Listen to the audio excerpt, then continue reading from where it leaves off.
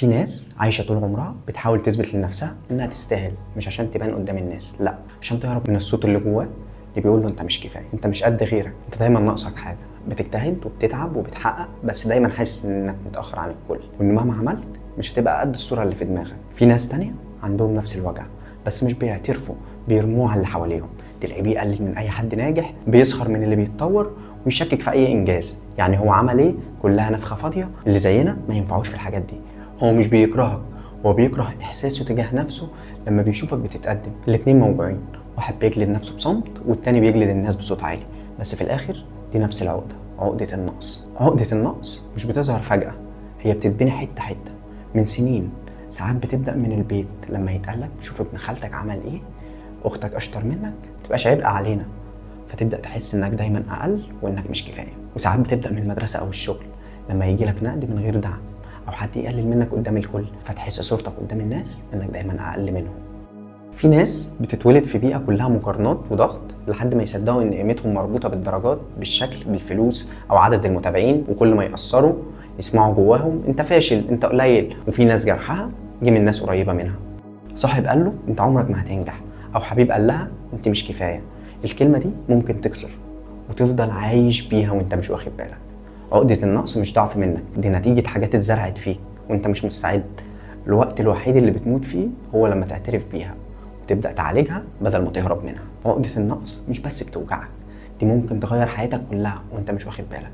في نوع من الناس بيتأثر بيها جوه نفسه وبس، تلاقيه بيحاول في كل حاجة بس جوه قلبه دايما حاسس بنقص، يشتغل يجتهد بس مش بيشوف نفسه، بيكسر فرحته بنفسه قبل أي حد، بيقف قدام المراية بس مش بيشوف أي إنجازات.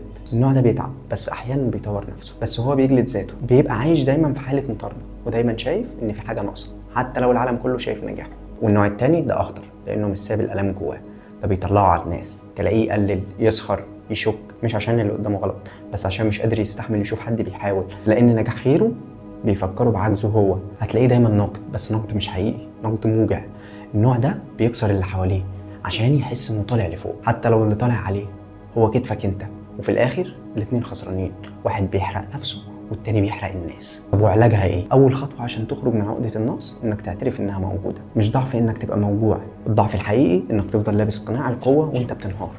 لو انت من النوع اللي دايما بيجلد نفسه، اللي حاسس انه مش كفايه، افتكر ان مفيش انسان كامل وانت مش مطالب تبقى احسن من كل الناس اللي حواليك. اسال نفسك، الصوت اللي بيقلل منك ده صوتي ولا صوت اتغرس فيا من زمان؟ ابدا صدق نفسك انك تستحق، حتى لو انت مش مثالي. ابدا شوف اللي بتعمله مش اللي لسه ما وصلتلوش. اتكلم عن اللي جواك، اكتب، عبر، وخد مساحه تحس باللي جواك من غير ما تحاكم نفسك. وامشي خطوه خطوه صغيره بس باحساس كبير انك بتتغير، مش عشان تثبت انك كفايه، لا، عشان تبدأ تصدق فعلا انك كفاية. ولو انت من النوع اللي بينتقد الناس عشان يحس بنفسه، فاسمع ده كويس، اللي بينور حواليك مش بيطفيك، واللي ناجح مش بيقلل منك. نجاح غيرك مش تهديد، دي فرصة تشوف ان الطريق موجود وانك تقدر تمشيه. قبل ما تسخر من حد بيحاول، اسأل نفسك ليه متضايق؟